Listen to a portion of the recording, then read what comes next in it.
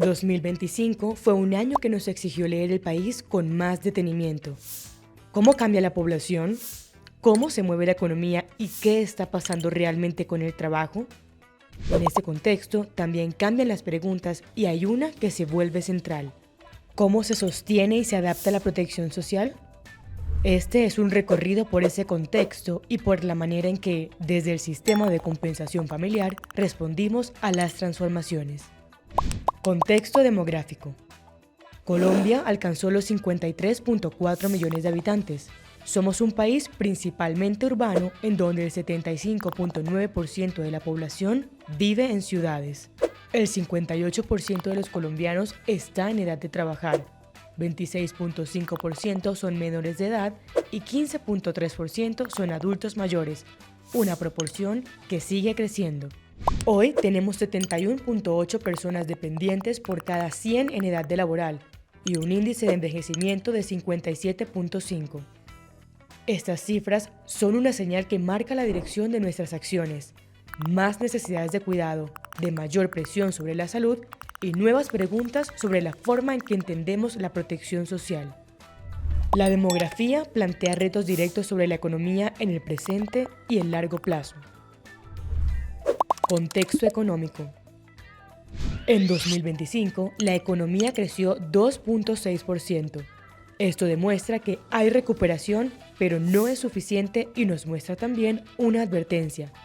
El crecimiento se sostuvo en el consumo y el gasto público, mientras que la inversión se mantuvo débil y sectores como la construcción permanecieron rezagados. La economía evitó el estancamiento, pero no resolvió sus tensiones estructurales. Esta dinámica se refleja en el empleo. Mercado laboral. La tasa de desempleo cerró en 8.5%, lo que evidencia una recuperación sostenida del mercado laboral. El país alcanzó a registrar 23.8 millones de ocupados y 791.000 nuevos empleos. Pero el dato estructural permanece. 55.1% de los trabajadores siguen en la informalidad. ¿Más empleo? Sí, pero no necesariamente más protección. Y ahí está uno de los principales retos del sistema. A esto se suma otra tensión. IPC y salario mínimo. La inflación cerró en 5.1%, mientras que el salario mínimo creció 9.5%, lo que significa un aumento real del 4.4%. 3 años consecutivos en los que el salario crece muy por encima de los precios, una dinámica con efectos directos sobre los hogares, las empresas y la generación de empleo formal. Es en este contexto demográfico, económico y laboral donde cobra sentido nuestro rol como una respuesta institucional a esas transformaciones, como el brazo social de las empresas colombianas. El rol del sistema, una arquitectura de bienestar. En Colombia, la protección social se construye desde el trabajo. En 2025, transformamos los aportes de 815.000 unidades productivas por 14.1 billones de pesos en una red de bienestar para 10.7 millones de afiliados y 9.9 millones de personas que hacen parte de su núcleo familiar. Una arquitectura de solidaridad que conecta empresas, trabajadores y familias. Estos recursos tienen una destinación específica definida por ley y se distribuyen así. 31% se orienta a la entrega del subsidio familiar. El 25% es destinado a obras y programas sociales, entre los que se encuentran turismo, deporte, recreación, bibliotecas, educación para el trabajo, educación formal, salud y nutrición, subsidios en especie y crédito social. Con el 32% se financian políticas y programas a través de 4 fondos: FOVIS, FOSFEC, FONIÑEZ y ADRES. Y el 12% restante se destina a administración, reserva legal y sostenimiento de la Superintendencia del Subsidio Familiar. Así funciona este modelo. Convertimos los aportes del trabajo formal en inversión social. En 2025 apropiamos 4.4 billones de pesos para cuota monetaria, un beneficio que llegó a cerca de 5 millones de personas. 82% para niños, niñas y adolescentes y 14% para adultos mayores. Aquí se concentra uno de los impactos que dieron origen al sistema.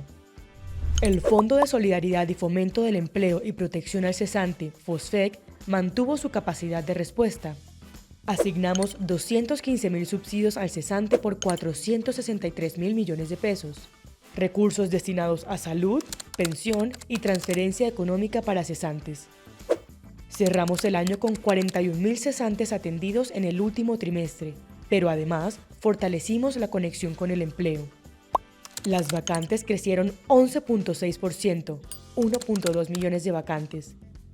Las colocaciones aumentaron 21.3%, 665.000 personas.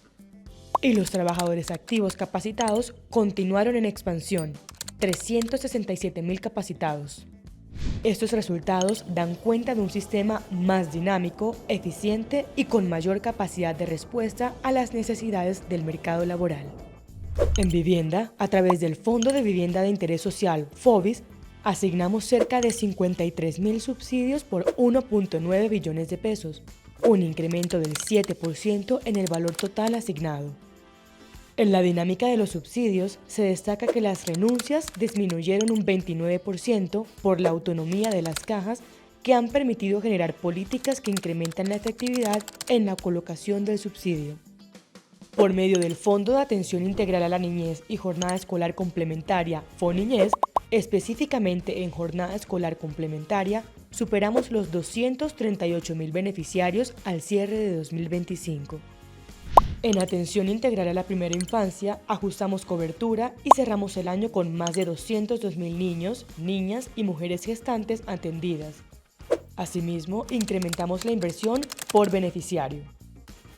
En 2025, las cajas transferimos más de 980.000 millones de pesos al régimen subsidiado de salud en un contexto crítico del sistema con insuficiencia de la UPC, presiones financieras crecientes y deterioro en acceso a servicios y medicamentos.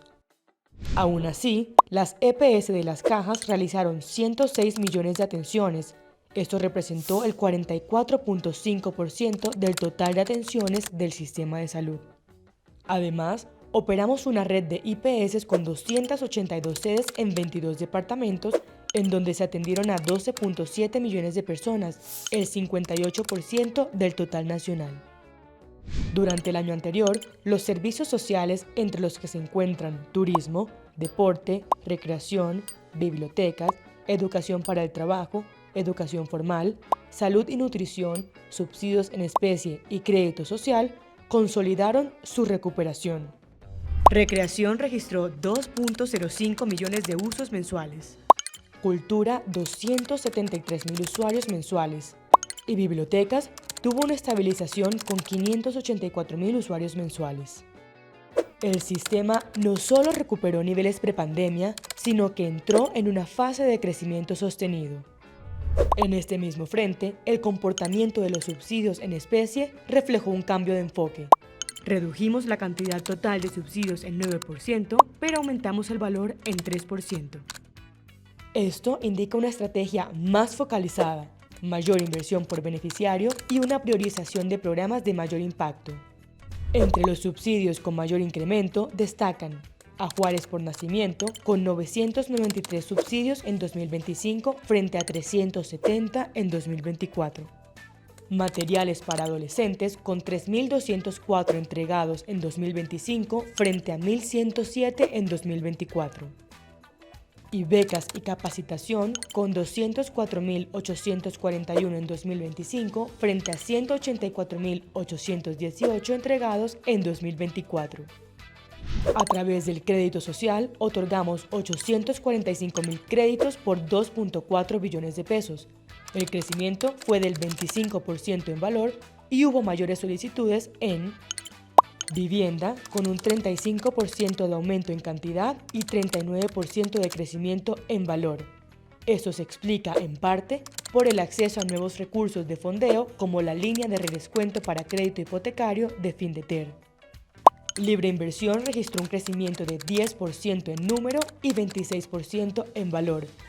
Y Consumo decreció 1% en cantidad y aumentó 21% en valor. 2025 nos exigió y confirmó algo fundamental. El sistema de compensación familiar opera en contextos reales, con una economía que crece por debajo de su potencial, un mercado laboral marcado por la informalidad y con una población que está cambiando. En ese entorno, el sistema se adaptó, redistribuyó recursos, ajustó instrumentos y sostuvo su alcance. Esa es su función y su principal resultado: convertir el trabajo en una red de bienestar que sigue siendo clave para el país.